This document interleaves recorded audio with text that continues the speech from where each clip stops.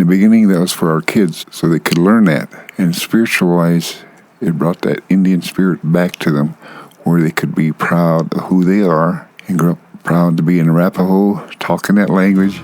Because back in my day, when I went to the elementary school, you couldn't do that.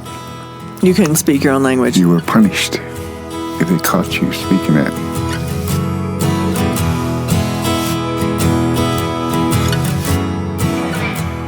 Hello, I'm Emmy DeGrappa. Each week, we bring you stories asking our guests the question, why? We learn about their passion, why they do what they do, why should we care, and what can we learn? What better place to explore the human landscape than from the state known for its incredible landscapes, Wyoming? And what better organization than Wyoming Humanities? Serving our state for over 45 years, we share stories, ideas, and wisdom about the human experience. This is What's Your Why?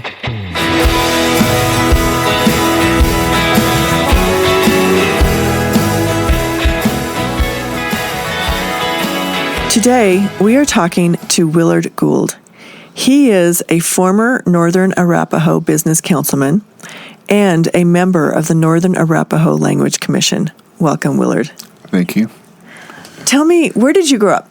I grew up on the Wind River Indian Reservation back in the 50s. I was born in 1950, and I went to the reservation schools until I was in 8th grade.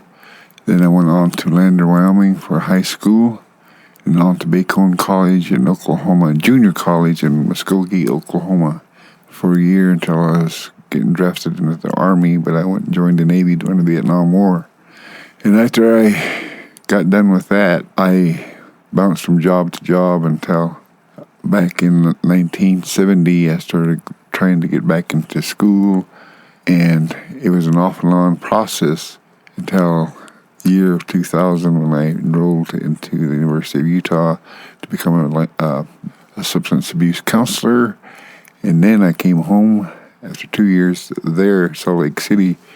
I came back to the reservation to address the problems there, and it's been quite an awesome and very, very appreciative journey for me so far. And also I was in probation, where I helped the people find out why they were committing these misdemeanors and crimes, which was related to substance abuse.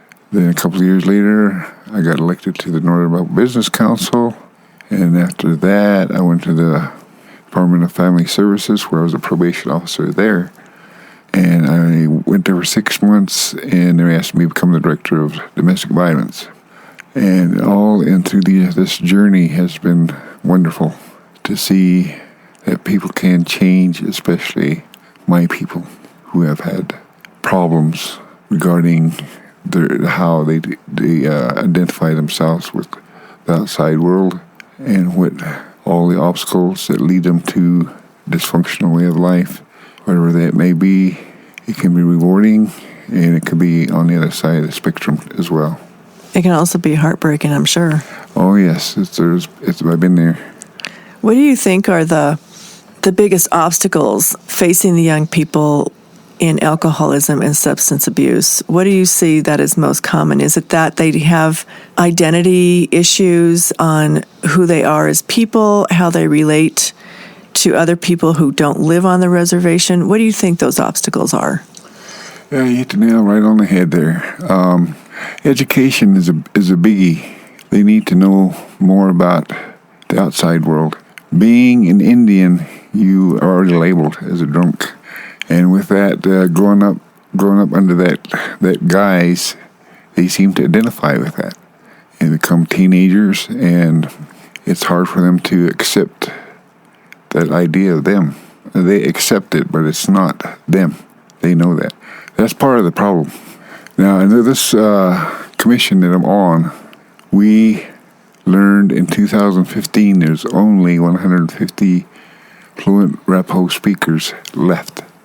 So some knowledgeable elders got together and started drafting some other elders into this program, where we put together some words, identified them, and put them together in sentences, and then could make conversation.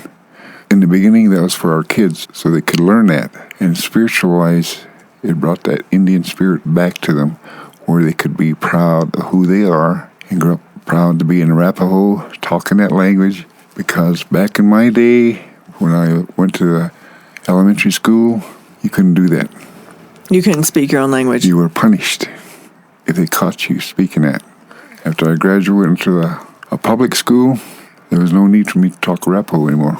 I began to lose it, and it became normal for me to be nothing but English. When I came home in 2007, I seen this process in the Northern Arapahoe Tribal College in CWC. They were attempting to teach this language, and that attempt was very gratifying, except it wasn't reaching the people as the commission has been able to do through the schools.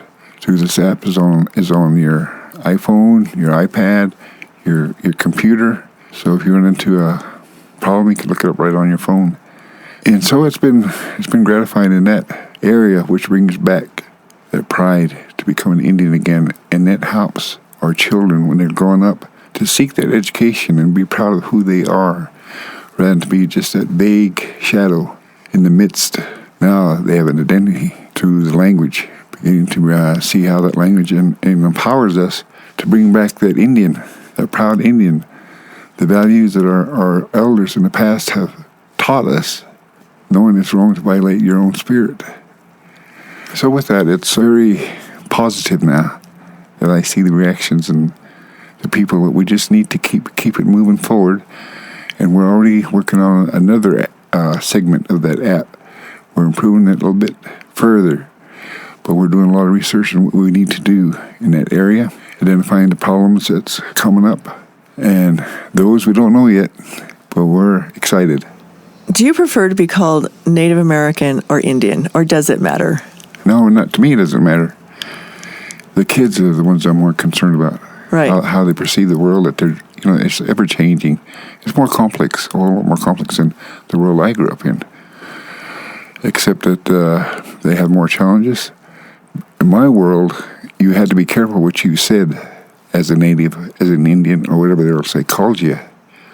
I say they, because that's how you perceived yourself in them days.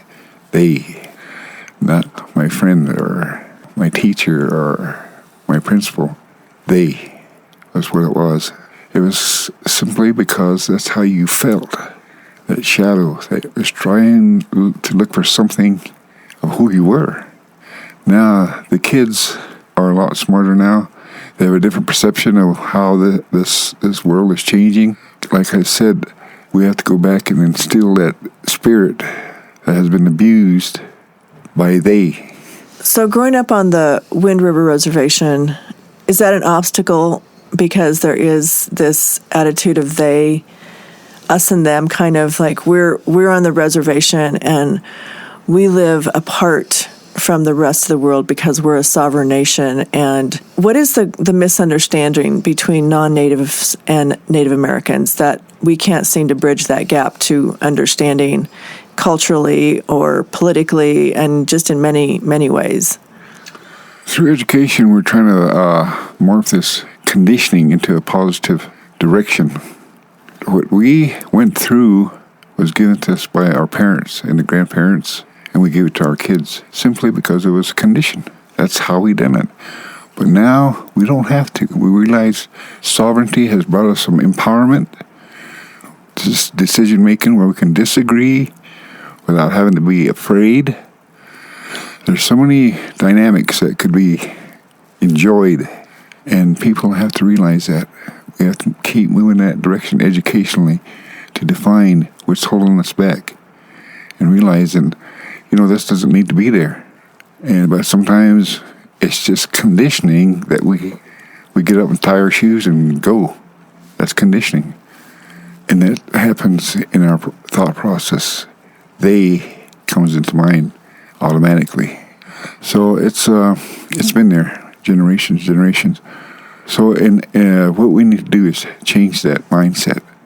We can go and do just as well as anybody else. We can get that education.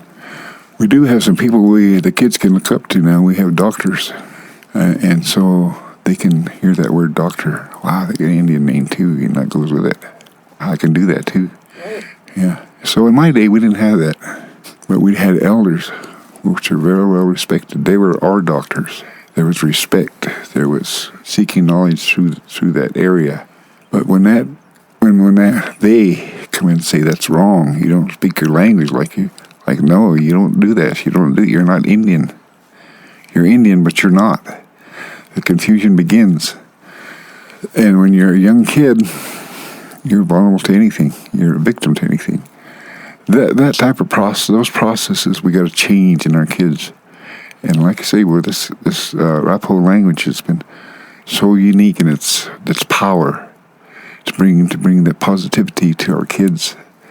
And I love it when I see them running around talking Arapahoe with each other, because that's what I did before the punishment came in. We were having fun just talking Arapahoe.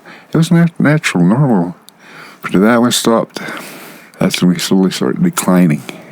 Do you think that because of what you went through, do you feel like you carry a grudge that happened to you and you were punished for speaking your language? Or have you crossed over to say, that was then, this is now, how can I do it different? Yeah, there's a slight resentment that I feel, but that can be overcome. That's the positivity about what I'm going through now, that transition.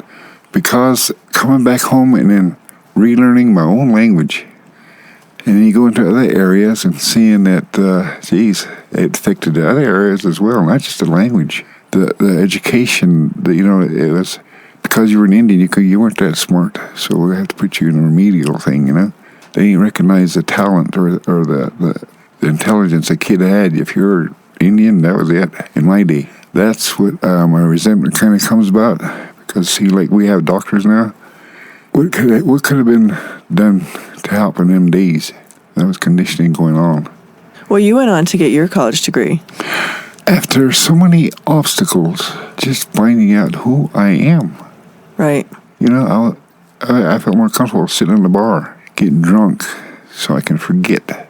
And when that addiction set in, alcoholism set in, I went clear down to the bottom and climbed back out. And yeah, there was some resentment there. And after so many years of sobriety, but I'm going to be an alcoholic for the rest of my life. There's so many kids that has a great, great attitude. But when they see their parents afflicted with the same situation, they don't know any better. Right. There's a lot of social problems that we got to address through education. And it will be done. But through the Arapahoe language, there's a door. Right. I hear what you're saying. What can we do as a non-native person to understand or assist and learn more about the Wind River Reservation? Because we live so close, but we know so little about you. It would be nice for any person that has the same interest you're expressing there is just to come to the reservation. And whether you go to the Shoshone, Eastern Shoshone, or the Northern Arapahoe side, I'll speak for the Northern Arapahoe because that's who I am. You could go to the tribal office and address what you need to know, what you'd like to see, and they would direct you in the right place and get some people to show you around and give you all the answers that you were seeking. There's so many things on that reservation that would be interesting to you. I was married to a Norwegian for a while, and that family was so interested in us. So I would take them to the ceremonies, they'd watch on, and with great interest. I was just wanting to see why. What's this? Why do you do this? The beadwork, how long does it take? Could I do that? Sure you could. With that type of curiosity and interest, you could really find out a lot. And you'll find out the whole other side of who we are. Right. Not from what you read in the papers, I feel so bad when I read the police blotter and I see all about the Indian names, but I see where I've been there. Mm-hmm. Yeah, I went to college on a basketball scholarship, and if it wasn't for my mother, the lone parent, I would have made it nowhere. She's a positive person in my life. And the thing is, some of these kids don't have that support. Right. So they're in a police blotter. They grow up like that. I learned that when I was working on substance abuse. It can be changed. Well, I'm glad to hear that, really. Mm-hmm. And I'm glad to hear that you have so much hope for your people. Mm-hmm. And I want to thank you for being here.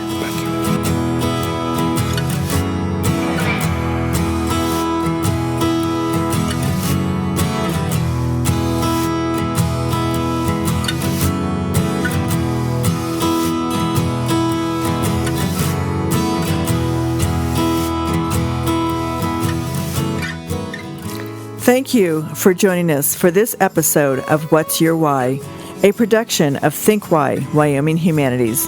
This has been Executive Producer Emmy DeGrappa. Please subscribe and never miss a show.